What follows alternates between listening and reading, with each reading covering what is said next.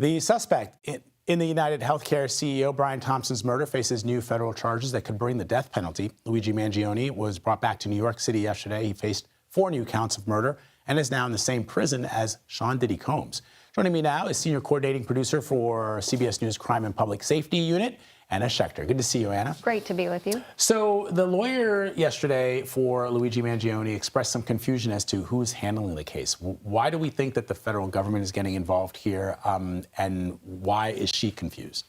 Well, she was making her case to the judge that she was stunned. They were showing up in a Manhattan court thinking that they were going to be arraigned on the Manhattan District Attorney charges, which include first-degree murder, 11 counts in total.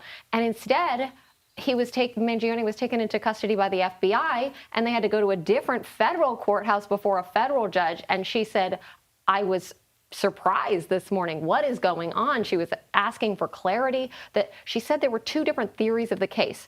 Manhattan District Attorney is charging first-degree murder and second-degree murder as an act of terrorism. Meanwhile, the feds are charging him with stalking and murder, but that's a very different theory. So the feds are going after the fact that he crossed state lines with the intent to kill Brian Thompson. So she's saying, well, wait a minute, which case are we trying here? She was asking, is this a joint investigation? Are there 2 separate investigations? And we got the exact transcript from her law firm, because I think they wanted us, in the public to understand that she's frustrated and is literally trying to figure out which defense she should be using, and if also what the calendar is going to look like. Are we going to have the district attorney Bragg trial first and then the federal trial?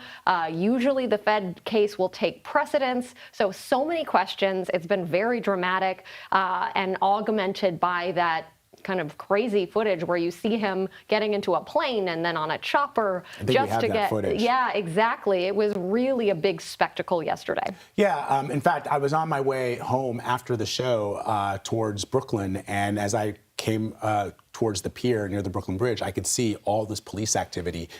Waiting for the aircraft to arrive. Almost unprecedented. Yeah, it was sort of unprecedented, right? Had you ever seen anything like that before? Nothing like that. This is usually reserved for drug kingpins, where they're really concerned that somebody's going to try to take a hit on the suspect. So what the police are saying is, well, this was for his safety, and that is the case. But it did sort of feel like there was some showmanship to go along with that. One other thing, correct me if I'm wrong, New York doesn't have a death penalty. Does New York State? Right. So the reports are that he could face a death penalty. How would that work? Because of the federal charge. If he's convicted on a federal murder charge, and if the Department of Justice, which by the time this plays out will be a Trump Department of Justice, if those prosecutors seek the death penalty, that is potentially the outcome. It's very unusual, usually reserved for terrorism cases, but it certainly is a possibility in this case. Wow. All right. Anna Schecter reporting for us this morning. Thank you, Anna. Appreciate it.